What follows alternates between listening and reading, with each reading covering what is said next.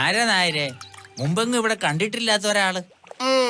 പുതുപ്പള്ളി സ്വാമിയാ, പേര് കേട്ട ആളാ. മനക്കിലെ ദോഷങ്ങൾ തീർക്കാൻ കേമനായ ഒരാൾ വരുന്നെന്ന് കേട്ടിരുന്നു. അയാളായിരിക്കും. വിഷമുള്ള പാമ്പ് കടിച്ച കൃഷ്ണനുണ്ണീന്നല്ല, ആരായാലും ചാവും. കാലം മാറിയിട്ടും ഇവർക്കൊന്നും വിവരം ഇല്ലാണ്ടായല്ലോന്നാ. എന്നല്ലാണ്ട് ഇനിയിപ്പൊ അതിന്റെ പേരില് ആ കുട്ടിയുടെ ഗതി എന്താണാവോ?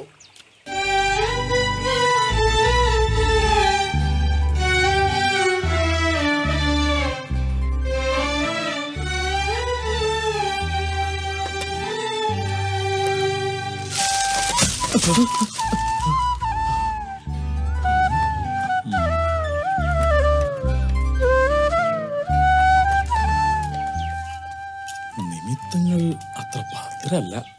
അതെ സ്വാമി. നമസ്കാരം. അങ്ങോട്ടിരിക്കുക.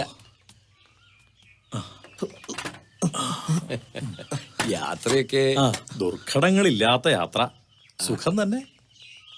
നമസ്കാരം. കേട്ടപ്പോ ഇത്ര ചെറുപ്പമാണെന്ന് കരുതിയില്ല കേട്ടോ.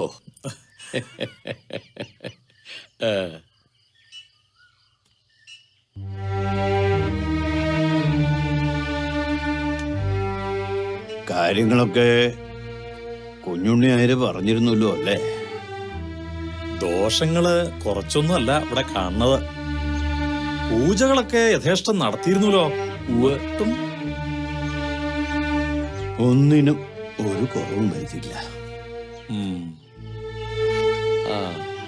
നല്ല വിഷമുള്ള സർപ്പമായിരുന്നു. സർപ്പക്കാവുണ്ടെങ്കിലും ആർക്കും ഒരു ദോഷവും ഇത്രയും കാലം ഉണ്ടാക്കിയിട്ടില്ലായിരുന്നു. ജാതകമൊക്കെ നോക്കിയിരുന്നു. വൈധവ്യം കണ്ടില്ലെന്നല്ല, ദീർഘസുമംഗലി യോഗം ഉണ്ടായിരുന്നു.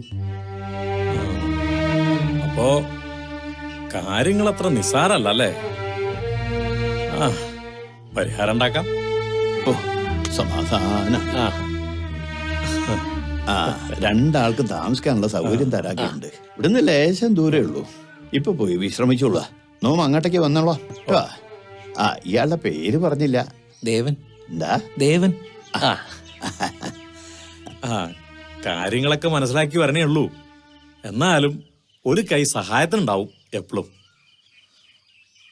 ഓം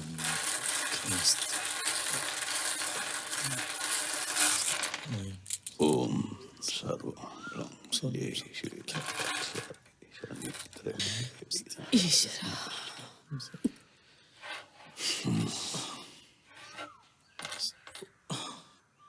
പ്രശ്നങ്ങൾ വിചാരിച്ചതിലധികമുണ്ട്. ഓ ഈശ്വര. പരിഹാരം ഉണ്ടാക്കാം. തപിക്കണ മോഹത്തിന് സ്വീകരിക്കുന്ന വിധിയേക്കാൾ കരുത്ത് ചില നേരങ്ങളിലെങ്കിലും ഉണ്ടാകാം. അണിഞ്ഞൊരുങ്ങണ ശീലം വിധവ ഉപേക്ഷിച്ചേ പറ്റൂ. ഭക്ഷണം മോഹം വർദ്ധിപ്പിക്കുന്നതാവരുത്. ജീവൻ നിലനിർത്താൻ ആവശ്യമായത് മതി. പിന്നെ കൂടുതൽ ആളുകളുമായുള്ള സംസർഗം വേണ്ട. അമിത ഭാഷണം മോഹം വർദ്ധിപ്പിക്കും. 7 ദിവസത്തെ കർമ്മങ്ങൾ. 9-ാം ദിനം അഗ്നിപൂജ. പിന്നെ ദോഷം വരില്ല എന്നാ എന്റെ മനസ്സ് പറയണത്.